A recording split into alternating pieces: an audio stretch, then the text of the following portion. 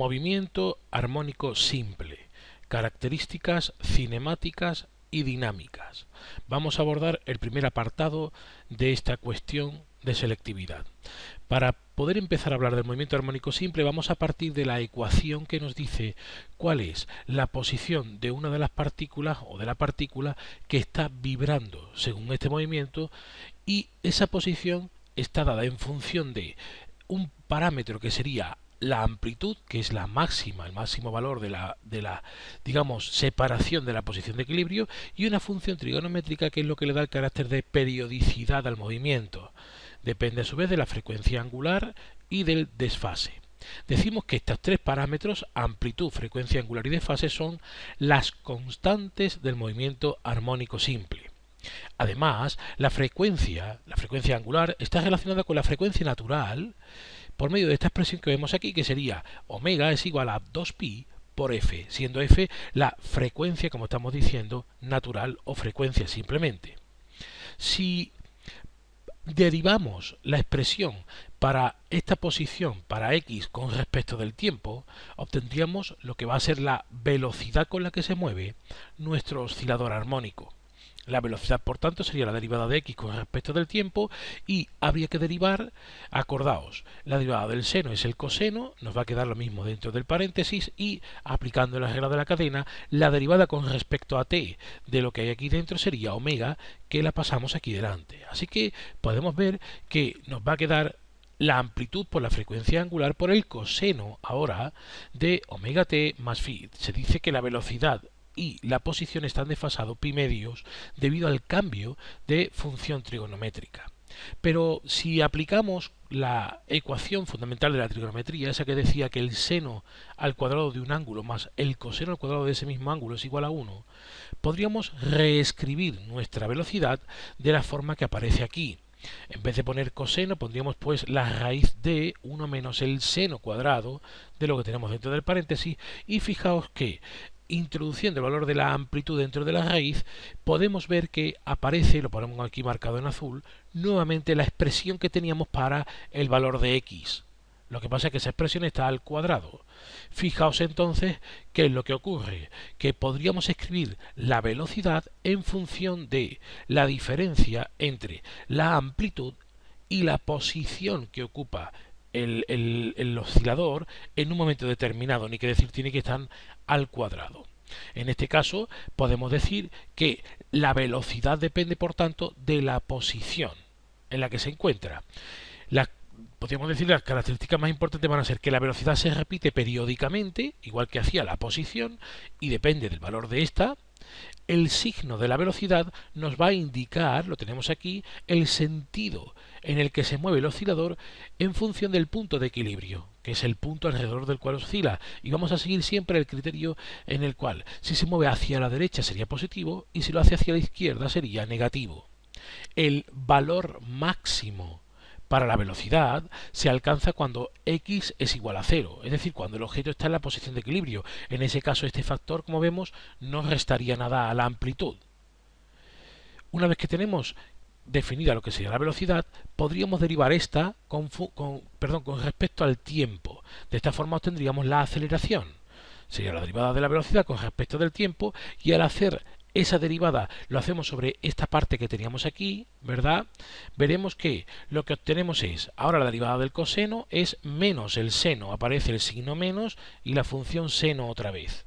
Y con la regla de la cadena, la derivada de lo que hay aquí sería otra vez omega, por lo tanto nos aparecería aquí delante el omega al cuadrado.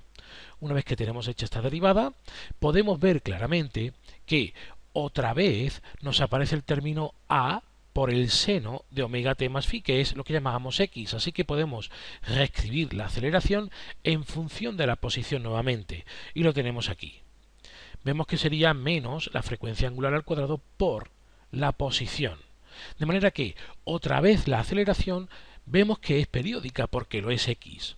Además, también depende del valor de x, pero, y esto es importante, siempre tiene sentido contrario al desplazamiento. Fijaos que lleva un signo menos. Podemos decir que el valor máximo para la aceleración se alcanza cuando x es igual a la amplitud, es decir, cuando el oscilador está lo más alejado posible de la posición de equilibrio. ni que decir tiene que la aceleración sería nula cuando estamos en la posición de equilibrio. Además, hay que decir que el que la aceleración sea proporcional a la elongación y que la constante de proporcionalidad sea el cuadrado de la frecuencia angular es una característica propia del movimiento armónico simple, además, como hemos dicho, con sentido contrario. Nos queda por último analizar una característica o las características dinámicas de este movimiento. Para eso vamos a recurrir a la expresión que conocemos de la fuerza. La fuerza es igual a la masa por la aceleración. Pero claro, la aceleración la podemos escribir, como no, con la expresión que tenemos aquí en azul, menos omega al cuadrado por x.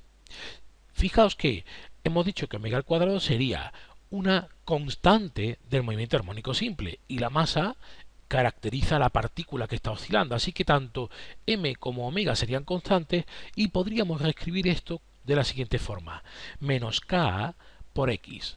Y k será lo que vamos a llamar la constante recuperadora o elástica de nuestro oscilador.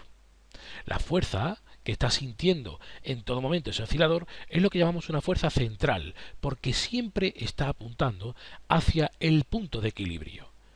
Y esa fuerza va a tener siempre sentido contrario al del movimiento que realice nuestro oscilador.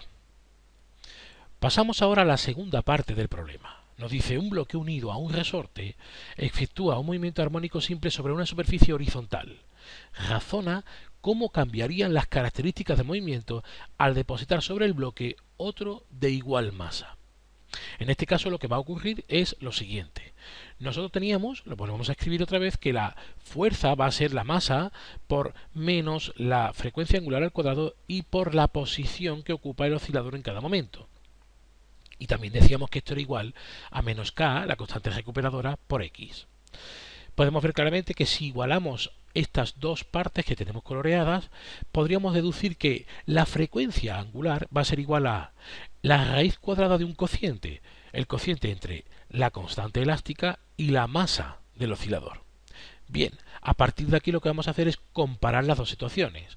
Podríamos tener que el valor de la frecuencia angular para el primer caso sería la raíz de k partido por m, y del segundo caso, cuando colocamos otra masa igual, sería la raíz de k partido por 2m.